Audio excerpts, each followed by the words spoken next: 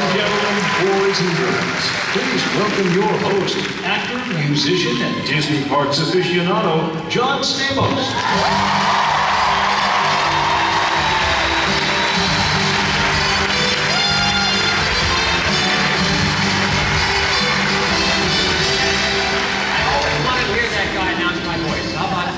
I've made it. Finally a group I can fit in with, Disney Geeks. I love you all so much. Welcome to the final panel at D23 Expo 2017, The Legends of Walt Disney Imagineering. I can see you guys are really into it. You all the Imagineers. I am so excited to be here and honored. I grew up near here, 5 miles away, spent most of my childhood here at Disneyland, most of my adulthood as well. I think I saw my first parade there, I went on my first date, I think I went through puberty there. But I did a lot of stuff at Disneyland. And I just, probably like you all here, it's just, going through those gates, I would just forget, real life or forget the outside world. Not that the outside world was terrible for me, but it was better once I was at Disneyland. And I think a lot of the values that I learned and the courage to go chase my dreams, part of who I am is because I spent so much time here. I was thinking just a moment ago when I heard my voice, I was thinking, I'm on stage here moderating this panel at D23 with Tony Baxter and Marty Sklar. Like, if I could go back to the 14-year-old me standing in line at the Matterhorn right now, and I could see myself now. I was wearing a members only jacket. I used to wear my father's cologne. I wore Old Spice. Because I was, trying to meet girls to go on the Matterhorn, because, and you remember the Matterhorn, it was just one long seat, so the girls. But I never met a girl. I used to just go on with my best friend Mike. But right now, if I could go back to that 14-year-old, whisper in ears, hey John, it's gonna be okay. One day you're gonna be moderating this panel at D23. You won't have to stand in line as long, probably. That sign out in Harbor Boulevard that says Disneyland, it's gonna be in your backyard. Michael Jackson's gonna call you about it. And maybe, just maybe, you won't have to wear that cologne to meet chicks anymore. I still wear it, so. And for us Disney fans, I know we regard Imagineers higher than, actors and political figures.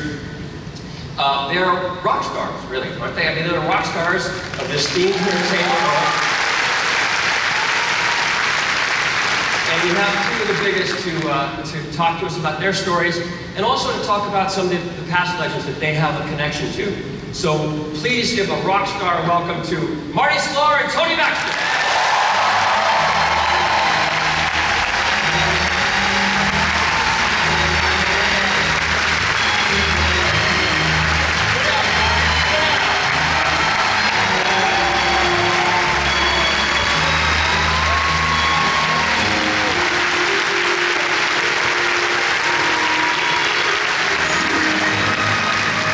Thanks for dressing up, Joe. I like the music. Good, right? John, I don't want to be 14 again. Speak for yourself. Can I just say thank you to you guys from all of us, because Walt died over 50 years ago, before Pirates even opened, and incredible men and women like the two of you, a symphony of creative people, as you call them, have carried on his tradition, and thanks to you guys and people like we get to still go to the park, and it just gets better and more beautiful every year, so thank you very much.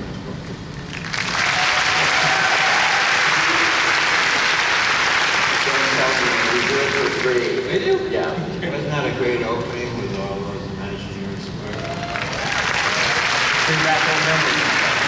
The greatest. Well, we're going to talk about those. You guys both have windows on the main streets in a lot of the parks, which is pretty cool. You both are Disney legends. You both have Disney Legend Awards. So my first question is, can I have them? Where are they? Let's start with you, Marty. Why'd you retire at such a young age, Marty? I'm kidding. 54 years was enough. That's it. I mean, Marty, to me, you're the keeper of the keys. He's the conscience here. I think he's the Jiminy Cricket of this organization. And you've been so marvelous. You told me backstage that you first started, you wrote the Disney Gazette newspaper, right? Well, they hired me. I was about to be the editor of the Daily CLA. And they were looking for somebody to put out a tabloid newspaper on Main Street to be sold for 10 cents. And somehow they found me a recommendation from somebody at the Alumni Association at UCLA, and Card Walker, who later became the chairman of the company, was a Bruin, by the way. And Card, I came into his office about 6 weeks before Disneyland opened, and they said, okay, we're going to hire you. And I started a month before Disneyland opened. And you had a meeting with Walt about the newspaper, right? Yeah, 2 weeks before the park opened, I had to present the concept to Walt Disney, and I was 21 years old. Had never worked professionally, and I was scared as hell. But that really illustrated how much you cared about every little detail. It was amazing, John, because here it was total chaos in the park. It was the first time ever done it, and Tony can tell you, all these parks at the very end, you said, oh my God, are we ever going to get this done? And Disneyland, I'm telling you, when I walked out of Main Street for the first time a month before, I said, what the heck are they doing? When are they going to open? Next September? No, July 17th.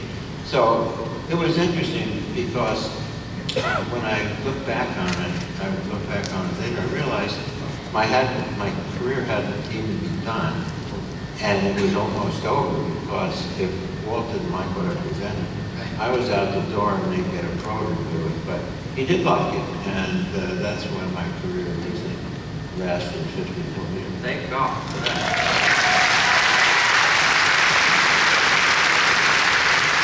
Tony, you started as an ice cream scooper at the Carnation Plaza, right? Yes, I did. Tony and I, we had a great lunch. We got to, Howard Green got us together. We had a great lunch. We got to see Walt's office there at the studios, and Burbank called me. He said, the Snow White December Dwarf statue, the Oscar, it's gone. So I said, Tony, Check my house. all right, so you got Big Thunder Mountain, which Yeah. was Tony's. Indiana Jones. Splash Mountain, which was great. My favorite Figment.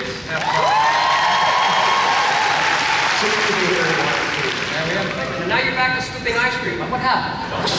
Yeah, that's it. But you know, I always kind of admired guys like you, and I thought, I want to get in front of the camera. Right. So being a designer, it kind of gave me all these opportunities. So we were, building Big Thunder was kind of my first thing, and I went down there. I loved being a ride over at Disneyland. That's almost like being an actor, So I was, down there building the ride, and I said, what the heck, I'm going to put on the costume and do the thing. There you go. And then, lo and behold, they made me into a character, So the next thing I know, they were doing these comic books with a star in it. I thought I was going to be the star. Instead of a villain. I'm a villain. Do I look like a bad person? I don't know. Maybe I am. So that, here's like what they thought I looked like. And I don't think I look like that. I look like that. Well, and someone took a picture. That's a candid picture, so I guess the writing is on the wall or something like that. So then, the next thing I thought, ventriloquism, right? So we did a little thing, Journey of Imagination, for opening of Epcot. And I had this incredible partner that we dearly loved, Figment, and I tried to give him a voice. And I wasn't very good at that, so they sent me halfway around the world to a blank field over in the outskirts of Paris. Okay. And said, make something out of it. And we'll go into that later, but in the next shot you'll see Marty and I near the opening. Is that you with the hat, Marty? That's my hat. Yeah, you still have it, don't you? And you had, Yeah, it's got 95 pins on it, but it weighs so much I can't even wear it anymore. they won't take, it's too big for luggage to take on the airline. Did you guys learn to speak French? The petite blue. So no. Yeah, yeah, you're right. No, for me. It was that bad. No. So, all right, then this guy comes in, you might know him, and he had done a few films, and they were doing we did this little thing called Star Tours, and I took advantage of that because there was another property he had. He made 3 movies at that time, and he knew there was an opening to do indie 3.5, Temple of the Forbidden Eye. And so I started, remember? Yeah, see, here's Karen, John, and there I am working Ride again out there, and it was so good that they decided to make an action figure. So here I am. You don't have a gun, you don't have a guitar. No, I know. Well, Every cool action figure has a guitar. you think? Yeah, Is that what would make it better? What do you folks think? Did you see that? Did you see that photo of George Lucas without a beard? Yeah. He was dating Linda Ronstadt at the time, and she didn't like the beard. It was the only time in his life he cut it off. So that's a rare picture. You never have an action figure, do you? So I have some. No, I don't deal with the action figure.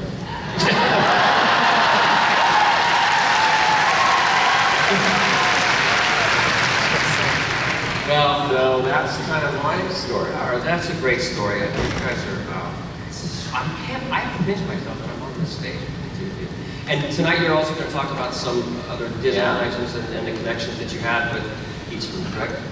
Yeah, we may get weepy a little bit because these are the cream of the cream, and we could have picked others as well. But Tony, in the interest of time, Tony and I each picked 5 people we wanted to talk about. That we really worked with. For me, these were people that became really close friends. And Well, like Richard Irvine, right? Yeah, that's the first picture. Dick, and the reason I wanted to talk about Dick was because he was actually the first person Walt hired to work on the parks. And he was an art director at 20th Century Fox and had come over to Victory Through Air Power. And Walt liked him a lot, so he became the design head of Imagineering. Why did he pick a studio design?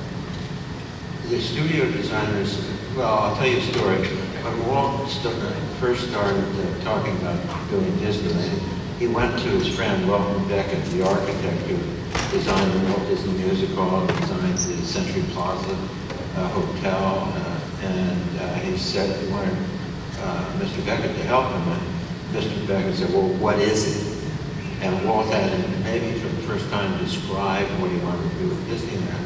And when it was through, Mr. Beckett said, you know, you're going to use architects, but you're going to have to train your own people because they'll understand what you're talking about. And it was the best advice he ever had because think of all the people who moved over to the studio, Mark Davis and Paul Coates and John Pinch and Kurt Ryan, on and on and on. So many great talents in the studio. So Dick, and here's a wonderful picture of Dick working with Mark Davis and Claude Coates and Exitencio on the Pirates. And this is kind of an interesting picture because when we're planning the Small World boat and eventually the Pirates boat, there was a company called Arrow Development up in near San Francisco, and they had a test track. And here is Walt in the front, Dick Irvine and Mark Davis, and Joe Fowler, who built Disneyland and Walt Disney World, and Herb Lyman, and they were the guinea pigs riding the first test. I guess like a studio architect too would understand the force perspective and that sort of thing where regular architects would. Absolutely. Well, this is one of my favorite pictures, of course. This is when we cleared 100 acres to where the Magic Kingdom was going to be built in Florida, and that's Dick Irvine holding the master plan, and Welton Beckett, who did the design for the Contemporary Resort and the Polynesian Resort, and young Marty there standing on the Yellow X, which is where the castle would be built. What was really interesting, John Hench dug a little hole there. We came back the next morning, the hole was full of water. We knew we had a real problem. That's amazing. How about Harper Goff? Well, Harper was just an amazing guy. He was a musician like you are, he played the banjo, but I think what everyone really remembers him for was creating probably the first quintessential E-ride at Disneyland, which was the Jungle Cruise. And while he was doing that, he designed a lot of the Main Street buildings and also the Golden Parachute Review Theater. But for me, I was fascinated with something he'd done before that. And that was create the whole look of 20,000 Leagues Under the Sea. And Walt wanted the Nautilus in that film to look like a cigar tube, an aluminum cigar tube. And Harper was horrified. So over a weekend, he built this Nautilus, brought it in on Monday, put it on his desk. Well, you have to make an appointment with Walt. And when he came back, the model was gone. So he went back up to Walt's office to tell him, I'm sorry, somebody stole the model. And Walt, of course, was in there like, I have a new mania. Now, his mania was nothing compared to my mania with Harper's Poe. So this is my house, and just show me another Nautilus and I go crazy and I have to have it. I did build the one in the middle, though, so. You started as a model builder, right? Yeah, I mean, like, they never sold these, like, back when I wanted it. So now that I'm older, I can buy them, but then I had to make it, you know, so. Anyway, I knew Harper Goff as a genius before I knew him as a friend. He came back to Imagineering during the Epcot years, and just before he got started on Epcot, I was working on a thing called Discovery Bay. Has anybody heard about that? Okay. And Harper, who was this god, you know, he was like this amazing. He said, I'd love to work on that with you. And these are actually Harper Goff's designs for what would have been Discovery Bay. And I couldn't believe that. Every day I come into work and I felt like, how do I even approach this man who to me, my whole life has been someone that he did Willy Wonka. He did all of these other incredible things. And he was so excited to work on that. Now, he then got the assignment to work on World Showcase. And what you're about to see is the original World Showcase. And philosophically, it was a great idea. Everyone had the same frontage, and then depending on how much they had to say, they could go back further and further with the show. But it would have been really boring as a guest to go wander around that looking at the sameness. Harper believed we go to different countries because they're all as unique.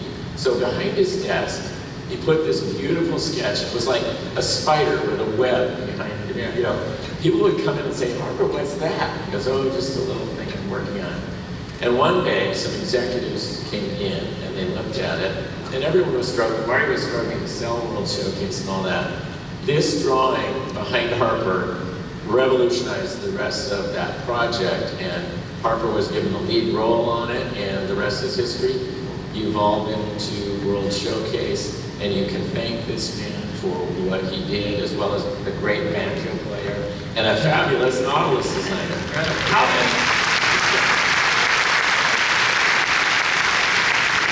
You know, everybody was worried about how you could put those countries next to each other, and they were worried that you couldn't put Japan next to Italy and this kind of thing, and that's what Harper's drawing did. It showed that he could do that with a front door that was, everybody got basically the same front door in a different way than that original model.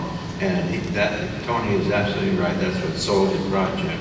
Maybe the real world will be inspired by those countries being next to each other, all getting along. So. I'll tell you. And there was no sweeter couple than Harper and his wife Flossie. They were just wonderful. John Hench was Well, John is amazing, you know. Here he is, he's the one with the board on his knee there next to Walt. And of course, he probably wanted to stay just a little away while Walt was chewing out the engineer there. But John got his turn here. Let's see what the next one is. Here you are. It was his turn. This was about the new Tomorrowland that was being planned for '67. And John was the taste panel of Imagineering. And I always like to quote what John said about the reassurance, what the parks meant from a reassurance standpoint. He always liked to say that the parks are reassuring to people because things work, things are clean, you can talk to a stranger in the parks, and you come away from going to Disneyland or Walt Disney World or Tokyo, all of them, and you say, why can't the outside world be like Disneyland, right? I heard him say that Disney told us that at least twice a month, walk through the entrance, don't go through the back, and experience what the guests. Of course, they didn't have to pay, so it was easy for them, but it was sort of experience, right? But Walt really loved John. Here's an example of why he loved him. This is the original portrait of Mickey at 25, and all the artists at the studio, who did he pick out to do it? John Henge. And John, by the way, he was very interesting. He was a great friend of Salvador Dali's. And this design? Wow, this is John Henge, done in 1965 while Walt was still alive. And we couldn't do it at the time because there was no way of keeping those cars separated inside that dark space inside. At that time, computer technology wasn't sophisticated enough. And it wasn't until 1974, 75 that we finally were able to do this at Walt Disney World. And John designed Space Mountain for Walt Disney World too.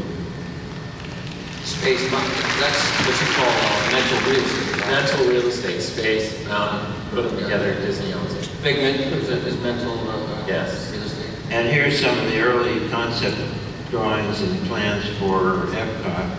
That's Carl Walker and Ray Bradbury in the middle, who wrote the original story for our Spaceship Earth, and John. And we had great times with Ray, and this is a true story. John Henge actually got Ray Bradbury to take the first airplane flight he ever took, because Ray was afraid to fly. This man who wrote science fiction about Mars was afraid to fly. But John got him drunk at the opening of Epcot, and they flew back to Los Angeles together. And now you know the rest of the story. And, here's Marty and John on that early model for Epcot. Wow. We were there forever, all this. John Henge worked 65 years at Imagineering. And he started in 1939 on Fantasia, and he was tough. Tony can tell you, he had some really tough moments, young people, particularly because John was so persnickety about design. What do you mean about aesthetic? That was what I remember. When you used it flippantly, he really pushed it. If Walt Disney came back today, and I'm not saying, I was just in the other theater, the big. Did you guys go see it in the bigger room? It's so cold in there. I think that's where they're keeping Walt. But if he did come back, what would you guys show him? How about that? I would show them that on my phone I've got every Disney movie. I don't think you could, and they're beautiful. They're absolutely beautiful. I have to tell you a very short story, and that is that for years, not many years, I was always asked, what would Walt think? And I refused to answer the question. Finally, when we opened Hong Kong Disneyland, they asked me the question in Cantonese, and I had a few minutes to think about it, and then they came back to me and they said, okay, what would Walt think in English? And I said, he would say, what took you so long? There you go. How about Claude, okay. Claude was another person I was engaged with before I knew him. I was kind of a sneaky little kid who worked here scooping ice cream, snuck down into the paraglide, was peeking around the corner, and I heard this voice say, well, you can't see it very well from there. Why don't you jump down into the waterway and I'll give you a tour. For the next hour, I was engaged with this guy that would eventually be my mentor and friend. And he gave me this amazing thing. I got docked $2 an hour, for not getting back to my ice cream window. It was the best hour I ever had. Now, Claude was a background guy. He did the backgrounds at the studio. And they're the unsung heroes, because if you've ever looked at these pictures in Pinocchio, those were painted by Claude Coates.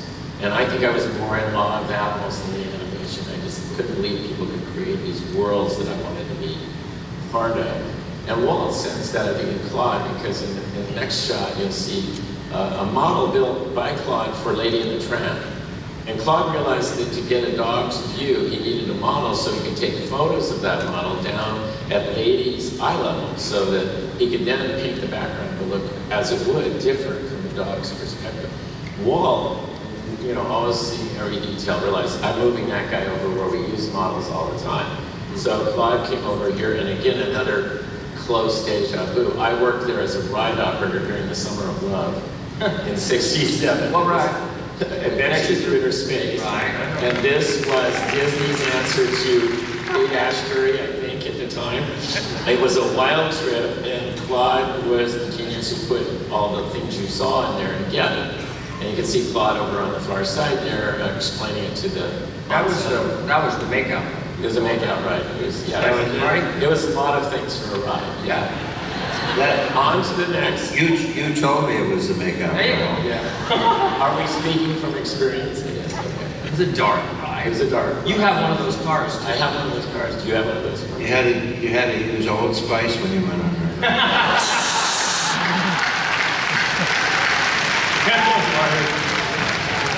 That's one for you. So, Claude's building this thing. It's a 20,000 leagues ride. When I think about 20,000 leagues and I'm sitting there going, please, Mr. Coast, can I work on this? We suddenly realized we're the two people that met each other 5 years before in the hire ride for the first time at Imagineering now. And so he says, okay, fine, I'm going to send you down to assist Dave Burkhart in the field on the submarine ride in Florida.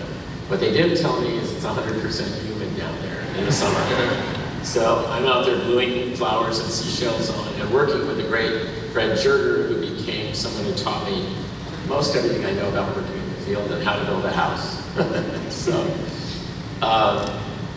Claude was more than just someone I worked for. He was a mentor. And the days that we walked Disneyland and he showed me all the things he'd done and how it all works and everything, I was just a sponge absorbing in on those trips. And it was just something you couldn't learn in school. That nobody teaches this. It was just an amazing thing. And I finally got the nerve to say, would you teach me how to paint a background like you did at the studio? And he said, it's a lot of work. Now, I said, yeah, sure, I'll do it. 6 weeks later, and I've never painted anything like this again, I finished this, and it hung over my desk, just like when Harper cut the rock. And somebody like you came around and said, well, what about that kid out in the long shop that has that Fantasyland thing? Maybe we let him redo the Fantasyland. And so, advertising what you can do is kind of a good thing. Yeah. It's like my cut and head sheets, I guess, for you guys use. That is... Now, I still see Alan quite once a year at least, and Abby, Claude's wife, for years after Claude passed. We're a family. I feel like they're second son. And Wonderful people. Yeah, wonderful people. Yeah. Marty, tell us about Blaine Gibson, who's audio animatronic guy. Well, Blaine was very special because he was the sculptor shop, and he wanted to be an animator. He was an animator. He won an ivory soap carving contest when he was 12 years old in Colorado, and that's what started his artistic career. And Walt saw something that he did in the library, some little figures that Blaine had sculpted. And when Disneyland started, he said, Blaine, you're going to be my sculptor. And Blaine said, no, I'm an animator. And Walt said, you're now a sculptor. And he came over, and it took him a while, but he just loved it. And you know what? Just take a look at some of this work. These are the presidents without hair, and he had to do and supervise all of these presidents, and he studied every one of them. The one he hated doing, he hated doing, guess. Trump? No. Richard? Well, that would be today he hated him. Richard Nixon. He could not, he just hated doing it. Okay. I don't think I have to But he would take Mark Davis's drawings and have to sort of make them more real, like Walt wanted, right? Or like more human. That was the issue. I talked about this the other day, that and we'll show a couple more here, so we don't use up all our time, but this is Lincoln, who worked from a life mask, and here next one is Will Rogers. Look at this. Isn't that amazing? Really unbelievable. And let's see what the last one is. I don't remember. Oh, this you know, right? I have to tell you a story about this.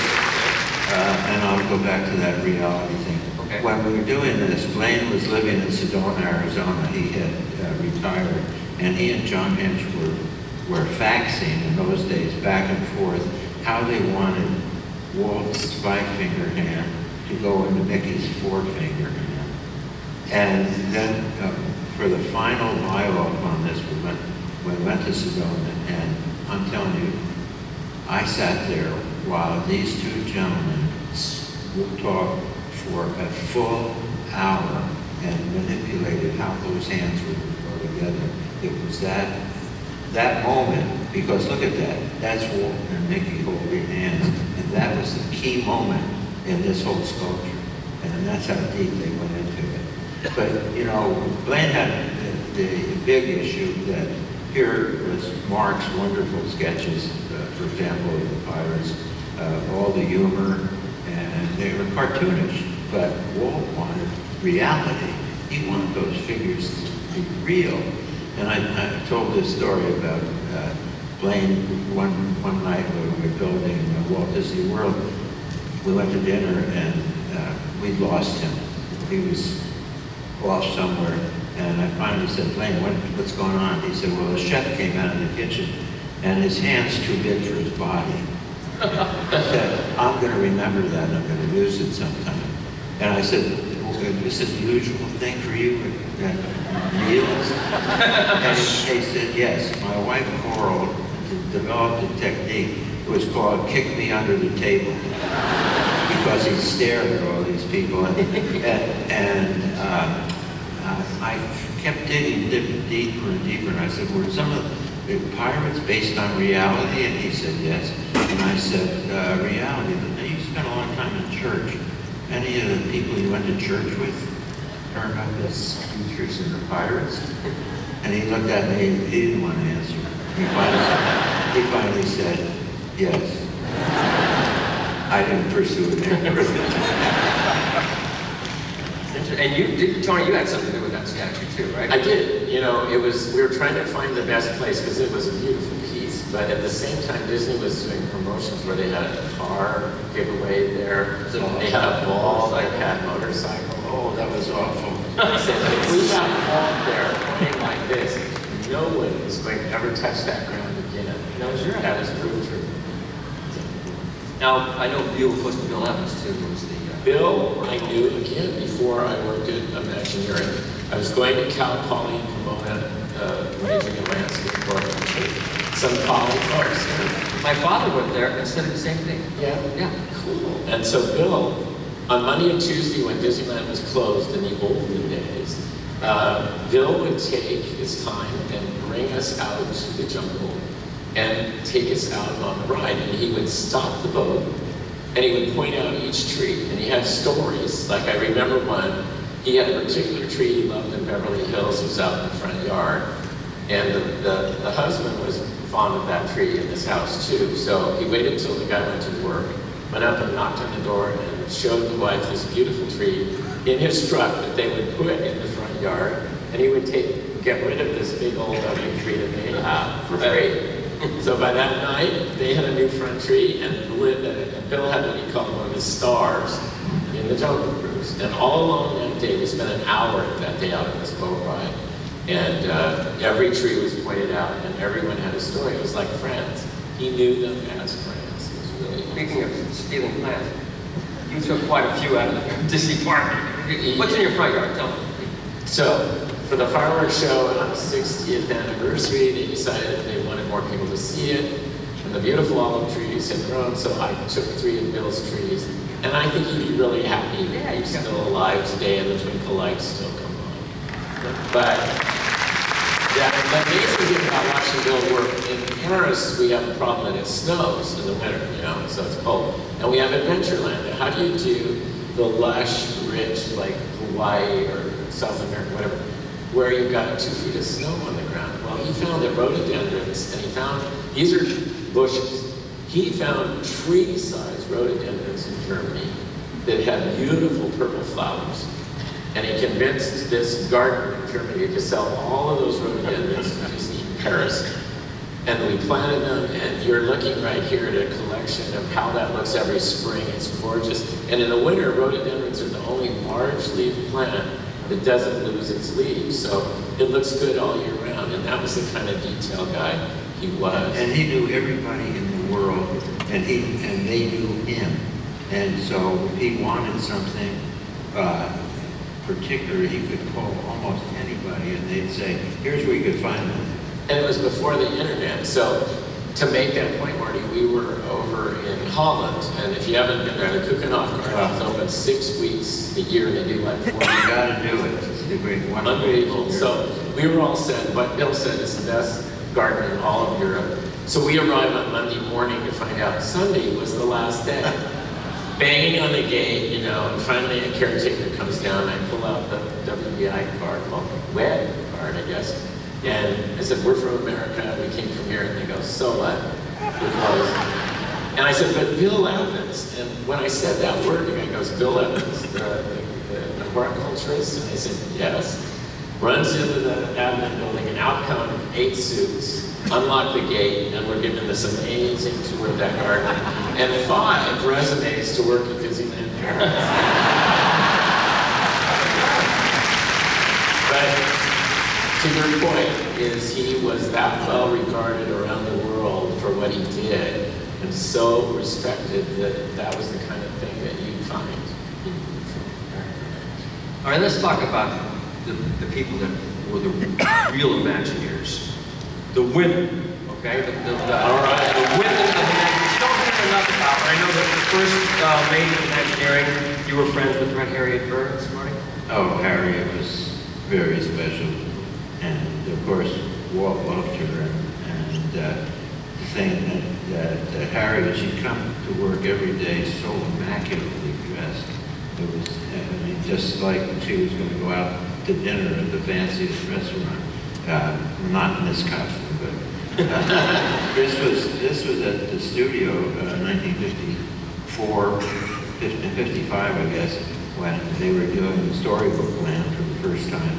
But the point is, Harriet could do anything any of the guys could do. Look at this. She would roll up her sleeves and immerse them in resin. And this is red, and I think that's Claude.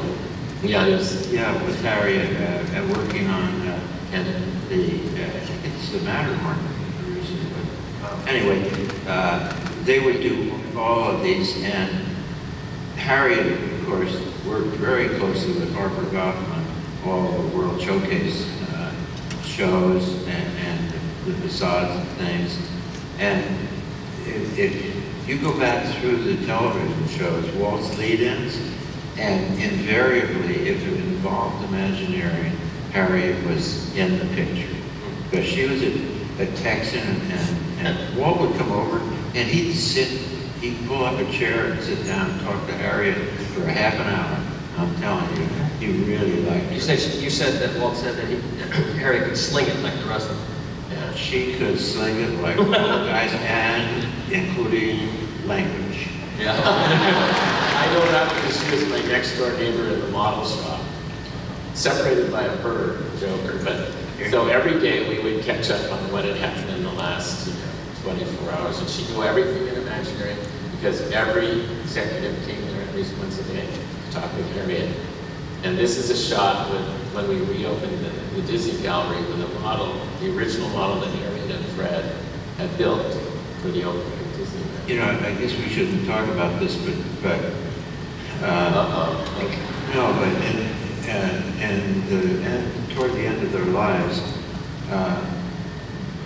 Blaine Gibson and Harriet ended up in the same, it was not a rest home, but it was assisted living place, and they became sweethearts because both Harriet's husband had died years before, and Coral, Blaine's wife, had passed away, and it was so sweet to see the two of them together and talking about all their friends at the nest, and it was really wonderful up in Montecito area. Who were some of the other women? Well, yeah, the model shop, that's it. This is Waithel Rogers, of course, and you remember way back when there was, what was that, right? Oh, it was Nature's Wonder. Nature Fighting, yeah. And these were the elks that were fighting, and Waithel was demonstrating it for war. And let's see who else. Fred. Here's Fred Jerger on the left. Tony talked about him. He was the first person really going out in the field, and it was the greatest moment, one of the great moments of my life when I talked Fred into coming out of retirement to work on Epcot, because we needed somebody who really knew what to do. I know he had his 65th birthday when we built Big Thunder, and he was really going to stick it through and say, I'm going to stay with this one. And he could do anything, and as Tony said, he built his own house. Yeah. And I probably Taught me how to do my own house. Yeah, they were wonderful. And of course, Leota Toombs Thomas, and she worked in the model shop with Harriet Burns. This is Tim Irvine's mother, and Joyce Carlson and Harriet Burns and Leota. They're all Disney legends. And if you've heard Hurry Baby, that's Leota's voice, That's it. her face, and then all. Randy Bright. Randy lived here in Orange County, so he was another one of us that grew up down here, and we would carpool to work. He also, had that 5 years of learning here at Disney as a ride operator. Built like a football player, but I think he had the most emotionally sensitive heart that I've ever known. And he came up with a show that really intrigued me. We call it Good Show, Bad Show. And Gary Kruger did the filming of this, because Gary was so inspired by Randy's concept that he went out and photographed. On the right side of the screen were shots of the real world, and on the left side of the screen were shots of Disneyland. And you could pull in or out on those, and you'd see how in the real world things go to pot, and no matter how far back you get in Disneyland or how close up, there's always something wonderful to see. And it was so dramatic and saying something that is hard to put into words, but it's what Disneyland, why Disneyland is so great. So that was one side of him that I really admired. And then he was always there with a crazy new idea. And this one, he said, let's put a real guy in the Haunted Mansion, and have him jump out at you. And well, it was a great idea, but some people were frightened to death by this. It was great till all those lawsuits of people that had heart attacks. And then I remember one day we were watching the 3D movie Magic Journeys, and he said to me, imagine having a concert with Michael Jackson, and you could have it every day by filming it in 3D in real scale, and it would just run in 3D, and we kind of ended up doing that years and years later. He had that kind of a mind. And he wrote the American story. Well, yeah. American Adventure, right? So Absolutely. go to the next one, and we'll have. Sorry. Okay, so yeah, Simulator Ride. We had been looking for a way to tell the Star Wars story. How are we going to do that? It's a galaxy of stars. And Randy said, I was over in England, and they have this really interesting thing. They train fighter pilots and airline pilots. You got to go over and look at it. So we did, and of course it was perfect for putting people in the first time ever, simulation with human beings other than pilots, and I've always wanted to do that. That was the line we gave Rex, and he guided us on this out of control journey. And I don't think that would have happened if Randy had, picked that up in his mind and said, go look at it. That was the kind of thing he did. Another one, I was so frustrated, your favorite, my favorite, Little Figment. We had tried hundreds, actors, actresses, everyone. And I was saying, Randy, I don't know what I'm going to do. We look at it and we listen to the voice, it doesn't work. He goes, well, it's such a little guy. Maybe it would be a little person that could do the voice. And that cracked it. We brought in Billy Barty, and it was perfect. When you looked at it, you just said, that's the voice. And it became kind of a late life career for Billy to do Figment for us forevermore. So that was, again, the kind of thing he was. And for me, one of the best things he did for me, I was finishing up Splash Mountain, and he said, what do you think about going over to Europe? Would you be interested in that? And I go, okay. What do you think about going over to Europe and spending 3 years over there? I think that's a pretty good, exciting job. So Randy kind of set the stage for me to get to lead the effort on the Disneyland Paris project. So once again, it turned into something I feel is the most beautiful park we've done. And again, I wouldn't have had that opportunity if it wasn't for this man and our carpool rides that we did at work. But the thing, Randy, I think will be remembered forevermore. Everyone had taken a stab at doing the American Adventure Show, compressing all of America into a 30-minute show with musical numbers in it. That's a pretty awesome task. And he and his partner Bob Moline wrote this song that I think is really the legacy. We lost Randy way too early in an accident, and but every time I go in the show, he's still with us. We're going to give you just a bit of that song. It's a America, spread your golden wings, sail on freedom's wind across the sky. Great bird with your golden dreams, flying high, flying high. Thank you, Randy.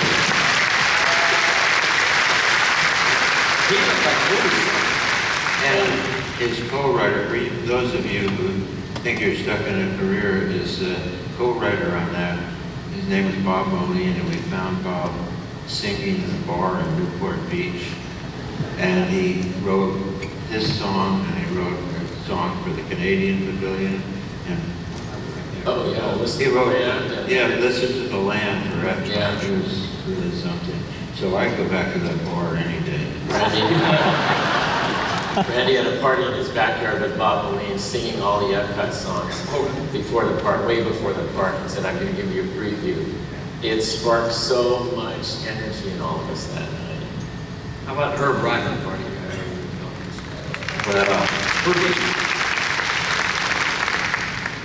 Well, Walt, you know, who did he pick out to do the first drawing of Disneyland?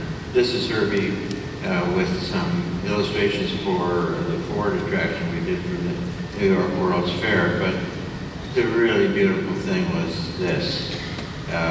Over a weekend in 1953, and this is all in pencil.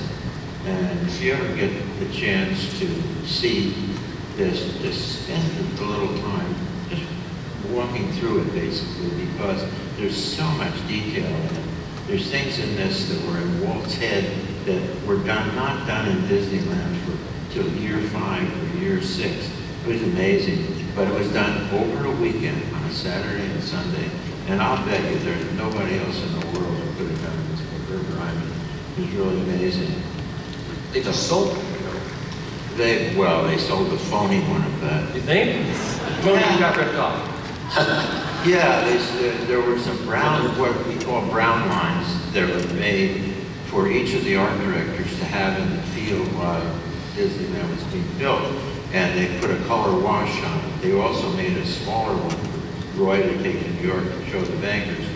But the one that was sold recently was, I just heard the story the other day, it was Gabe Scagnamello, who was the architect, the art director on Tomorrowland and Disneyland, and one of the people who worked with him when they finished building Tomorrowland said, "Can I have that map?" And Gabe said, "Sure, I don't want her. Besides, I'm leaving the company, you know." And he and several others did leave. That was the map that got sold. Not the original, which is still in the vault at Imagineering. But look at this. This is the black and white pencil drawing of the castle for Walt Disney World. It's about a foot tall, about 12 inches tall. And then he followed up drawing. The original was done as an illustration so the architects could start designing the castle. Then he did this beautiful one that we could use for marketing purposes. And here's Tokyo Disneyland, the very first drawing that we used to sell the Oriental Land Company on doing the park. And you know this one, this is the entrance to Epcot. We wanted to say it was international, it was transportation, it was a new century, etc. Wow, this is just a wonderful By the way, Herbie, like some of the other artists, love to put people in it. And Randy Bright is down here in the corner, in that brown suit, brown jacket. That's Randy. Can we talk about the guy that Tony and I had the pleasure of seeing on this stage last night, Richard and Robert Sherman. I know Richard's here. Richard, can stand up and wave.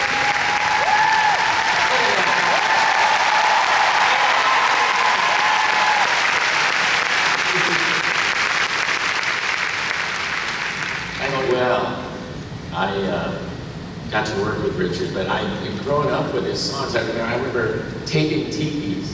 I had to sneak a tape recorder in the park because it wasn't legal to do that then, and I put it in a Disneyland bag and I got it all out and I taped the teepee.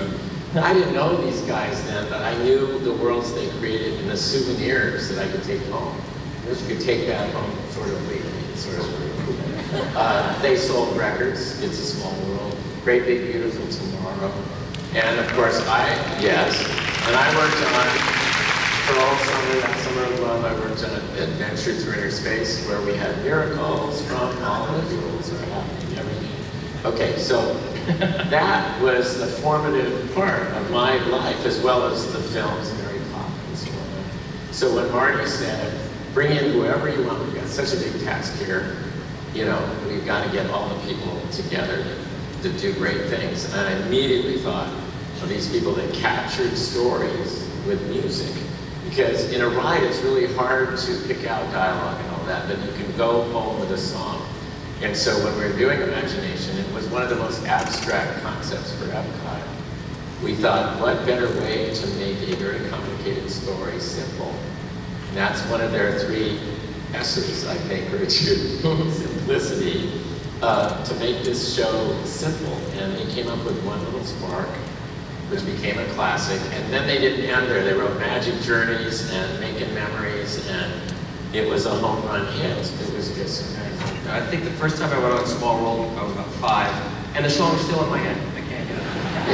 That's the magic of it. I always tell the people that if we could get the whole world to do what Bob and Dick wrote in that song, there's just one moon and one golden sun, and a smile means friendship to everyone. Wouldn't it be a great world?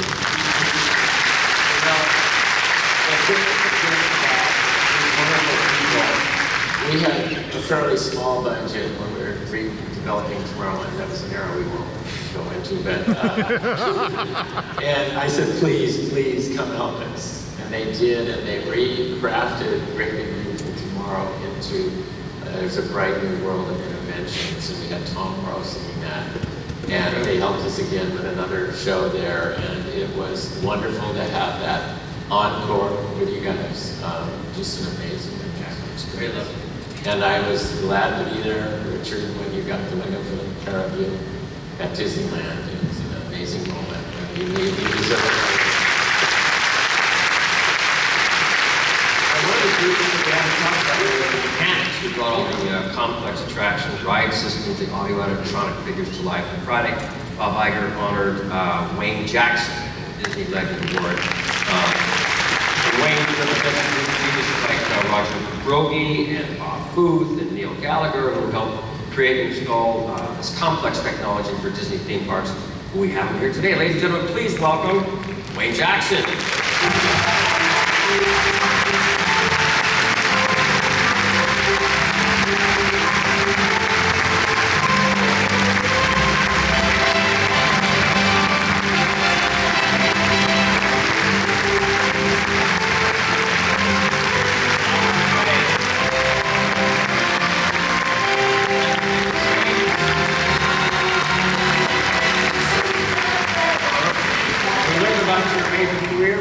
Developing and installing attractions all over the world, Tokyo, Disneyland, Tokyo Disney Sea, which is incredible.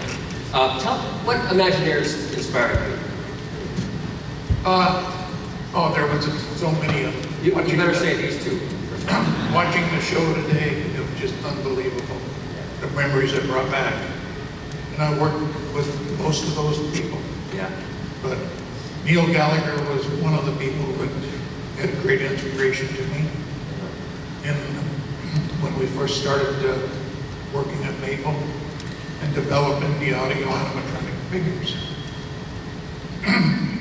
I'll never forget, Neil and I had been, and Dave Swiniger, some of the other technicians, we'd been working on that, and we thought we had it just about perfect. Yeah. And I remember Roger Proby, who was vice president there at the time, walks down, he looks up at it, he says, it's going to leak. It was a hydraulic figure. Boy. And he just walked by, says, it's going to leak. We said, no, it won't leak, Roger. We all went to lunch. We come back, there was hydraulic oil all over. So it was Bob Booth and I, we worked together for so many years in the mechanical development. Bob had the rights, and I was doing the animation and the plastics. And one of the people I worked a lot with, the development of the vehicles and models, was one of the legends, Bob Hurd.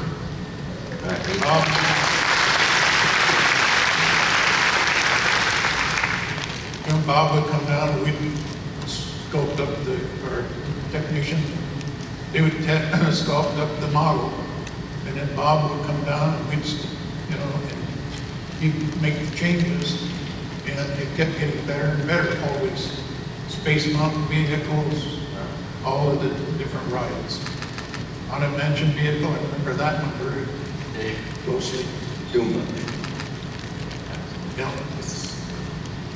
And another person that was kind of my mentor was Mark Davis. When we were doing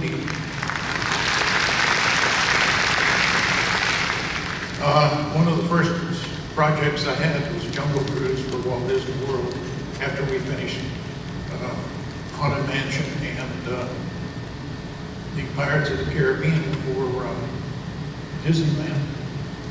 And so Mark, I was working with Mark, he could show me the sketches, and he'd say, well, this is what we want to do. And he says, come on, let's go over to the zoo and study the animals. And he taught me the anatomy, how to read the anatomy of the various animals when we were doing the Jungle Cruise. And it was very interesting. And then as far as that, then the human anatomy, Blaine Gibson taught me very great amount about that. Worked with Blaine many, many years. And the facial movements when we were developing the figures, getting the smiles, getting the pinches, getting the height correct. Blaine was always a very methodical about the eyes. And that was one thing that makes the person. Yeah. You know what, with Blaine and Wayne having to carry it out, you only have a few seconds to say something about a character when you're riding past it in a ride through. And that was a really important trick Blaine did. You guys had to interpret. Yes. And the fact that people don't understand that they have to run all day from 8 in the morning until midnight and then turn on again in 8 hours. That blows me away. That was one of our biggest challenges, was when we first started building the audio animatronics, Pirate Auctioneer was basically our first figure, was finding there was no robots at that time. Yeah, right. And for the little facial movements of the figures, we had to develop the little small actuators and that type of thing, and all of the parts. It's still there today. And they're still running today. Incredible. Hey, we have another honor for you, and the new president of Walt Disney Imagineering is here to give it to you. Please welcome Bob Weiss to the stage.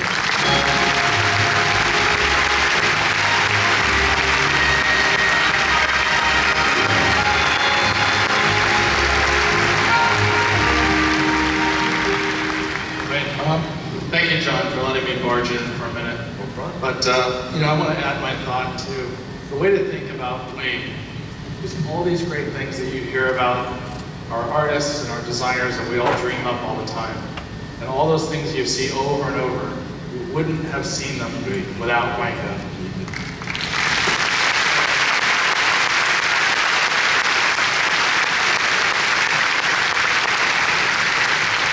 The other amazing thing, I think, is that we didn't have CAD, we didn't have 3D printing. Hell, you didn't even have Xerox machines. No. That's what that was about. So, myself and a number of us first met Wayne and a lot of his peers in the early 80s when we all went over to work in Tokyo together. They were the senior guys who knew how to do all this stuff. We were kids who didn't know anything, but she mentored us, taught us a lot. And actually, Wayne got into a track, and so much of Tokyo, first gate, second gate, all through that history, was so associated with you, Wayne, and all the great things, partnership with OLC, and that has just been an amazing history for the company and for Wayne. So your colleagues, both Imagineering, to congratulate you, as well as Marina Land Company, sent you a little something that I wanted to deliver personally on everyone's behalf. First I'll do a flourishy. Here we go. Oh, wow. Oh.